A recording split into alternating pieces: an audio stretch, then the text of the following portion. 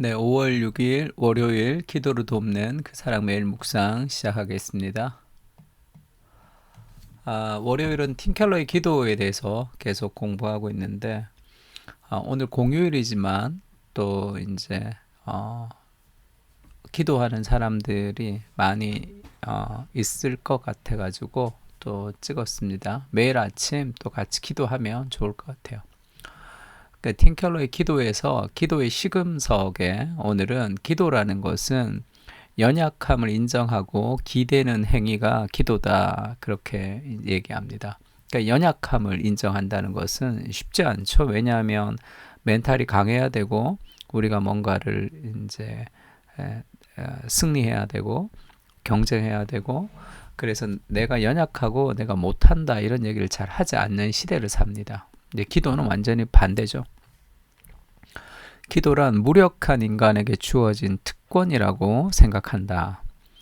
기도와 무력함을 떼어놓을 수 없다. 오로지 무력한 이만이 진심으로 기도할 수 있다. 영적으로 파산 상태를 고백하지 않고는 그리스도가 베푸시는 구원을 받을 수 없기 때문이다. 세상에 의지할 리가 없으며 절망뿐이라고 고백하기 전에는 진정으로 기도할 수 없다. 지금 세상에 의지할 리가 없으며 절망뿐이라고 고백하기 전에는 진정으로 기도할 수 없다는 것은 이것이 어거스틴의 말이죠. 기도와 무력함은 떼어놓을 수 없습니다. 심령이 가난한 자는 복이 있나니 천국이 저희 것이며 할 때 그 심령이 가난하다라는 그 단어는 영적으로 파산된 상태를 얘기하는 거죠. 내가 아무것도 할 수 없습니다라는 그런 고백이 있을 때 우리가 하나님을 의지할 수 있습니다. 그래서 기도라는 것은 내가 연약하고 부족하다는 것을 솔직히 인정하는, 나는 죄인 되었다라는 것을 인정하는 행위라는 거예요. 그래서 로마서 8장 26절 이렇게 얘기하죠. 이와 같이 성령도 우리의 연약함을 도우시나니 우리는 마땅히 기도할 바를 알지 못하지만 오직 성령이 말할 수 없는 탄식으로 우리를 위하여 친히 간구하시니라. 우리는 연약해서 기도할 바를 알지도 못하지만 성령께서 친히 우리를 위해서 간구하시는 그런 연약함이 이 기도로 나아가는 그런 하나의 도구다 얘기합니다.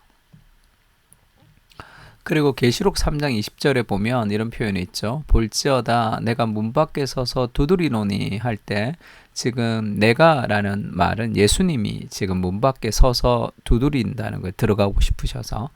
이때 문은 이 사형리 같은 거 할 때 우리가 예수님을 영접할 때 지금 계시록 3장 20절을 사용하지만 지금 계시록에 보면 라오디게아 교회에게 예수님이 말씀하시는 겁니다. 교회인데 예수님 밖에 있다는 거죠. 내가 문 밖에 서서 두드린다. 누구든지 내 음성을 듣고 문을 열면 내가 그에게로 들어가 그와 더불어 먹고 그는 나와 더불어 먹으리라. 교제하신다는 거죠. 예수님이 우리와 함께 교제하신다는 얘기입니다. 근데 예수님 문을 두드리시고 우리가 그 문을 열어야지 예수님이 들어오시겠다. 우리를 아주 인격적으로 예수님 우리를 대우하신다는 것도 보여주지만 또 팀켈러 이렇게 표현합니다. 예수님은 노크하시죠. 근데 우리가 문을 열면 예수님이 들어오시는데 예수님이 찾아오셔서 노크를 먼저 하셔야지 우리가 문을 열어 들어오는 거죠. 예수님 오시지도 않았는데 우리가 문을 연다고 우리가 그 참된 평안과 은혜를 누릴 수는 없습니다. 그러니까 우리가 기도하고 싶다 그런 마음이 들 때 있죠. 너무 무기력하다, 너무 힘들다, 너무 고통스럽다, 이렇게 아버지 이렇게 우리가 힘들어서 기도하는 그때도 우리의 기도는 단순히 우리가 기도하는 것이 아니라 예수님이 똑똑 노크를 하셨다는 거예요. 그것이. 그래서 주님이 찾아오지 않으셨다면 우리는 마음의 문을 열지 않았을 거겠죠. 제 힘으로 하나님을 찾는 인간은 아무도 없어요. 예수님이 똑똑해 주셨기 때문에 우리가 그 마음의 문을 여는 겁니다. 마찬가지로 기도해야 되겠다라든지 아버지 도와주세요라고 저절로 힘든 상황 속에서 기도할 때도 하나님이 우리의 마음에 기도의 마음을 풀어넣어 주셔야지만 기도할 수 있다는 거예요. 그것까지도. 하늘 아버지께서 이끌어주지 않으시면 아무도 죽게 갈 수 없다. 성령님이 인도해 주실 때까지는 기도할 마음마저 먹지 못한다. 그래서 우리가 너무 힘들어가지고 아이고 아버지라고 하는 것도 우리의 노력이 아니라 하나님께서 우리에게 기도의 마음을 주시는 거라고 할 수 있습니다. 그래서 일단 기도하고 싶은 마음이 들었다면 상황이 어떻든지 하나님이 내 기도를 들어주실까 노심초사할 필요가 없다는 거죠. 왜냐하면 기도할 마음이 든 것 자체가 예수님이 문 앞에서 두드리신다는 뜻이라는 거예요.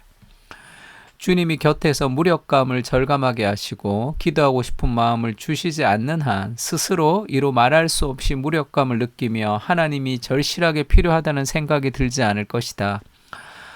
우리가 무력감이 들 때도 두 가지 무력감이 있습니다. 하나는 너무 무력감이 들고 그래서 하나님을 생각조차 아니고 기도를 하지 않는 더 멀어지는 무력감이 있고, 어떤 무력감은 너무 힘들어서 하나님을 찾는 무력감이 있어요. 그것이 예수님이 우리의 마음의 문을 두드리시기 때문이라는 거예요. 극도의 무력감을 느낄수록 주님이 함께 하시며 기도에 귀 기울이신다는 사실을 더 분명히 인식해야 할 것이다. 아이고 기도 좀 해야 되겠다, 그렇게 내가 너무 기도 안 했다라든지 어떤 형식으로든지 기도할 마음이 들었다면 내 기도를 하나님 들으신다는 확신을 좀 가지셔야 됩니다. 하나님께 나아가는 자는 반드시 그가 계신 것과 그가 자기를 찾는 자들에게 상 주시는 이심을 믿어야 할지니라 라는 히브리서 말씀이 있습니다. 저희 리더가 저를 이제 기도를 교육시킬 때 이제 그 구절을 가지고 기도하라 이렇게 알려주셨어요. 기도만 하면 기도 한 5분 했는데 아주 많이 한 것 같은데 5분밖에 안 지났고, 정말 기도 오래 했는데 뭐 10분도 안 지났고 이럴 때가 너무 많아가지고 기도 시간을 채우는 제자 훈련에 있어서 내 기도가 이렇게 잘 안 됩니다 이렇게 얘기하니까 저희 리더가 그때 그 히브리서 말씀을 주시면서 하나님께 나아가는 자는 반드시 그가 계신 것과 그가 자기를 찾는 자들에게 상 주시는 이심을 믿어야 될지니라 라는 이 히브리서 말씀을 암송시키면서 하나님께 기도할 때는 두 가지를 기억해야 된다. 하나는 그가 계시다, 그가 계신 것과 두 번째는 그가 상 주신다. 그러면 언제까지 기도하면 되는지 아느냐? 상 주실 때까지 기도하라 이렇게 얘기했어요. 그러면 내가 기도할 때 두 가지 생각을 하는 거죠. 첫 번째는 하나님 내 기도를 들으신다. 두 번째는 언제까지 기도하느냐 하면 은혜가 있을 때까지, 내 마음에 어떤 감동이 있을 때까지, 그렇게 이제 기도를 배웠습니다. 정말 무식한 방식이고 그것이 뭐 신학적으로 맞는지도 모르겠고 또 히브리서 말씀을 그렇게 해석하는 것이 맞는지도 지금은 의아해합니다. 그걸 뭐 기도에 갖다 붙인다고 되는 말씀이 아닌 거죠.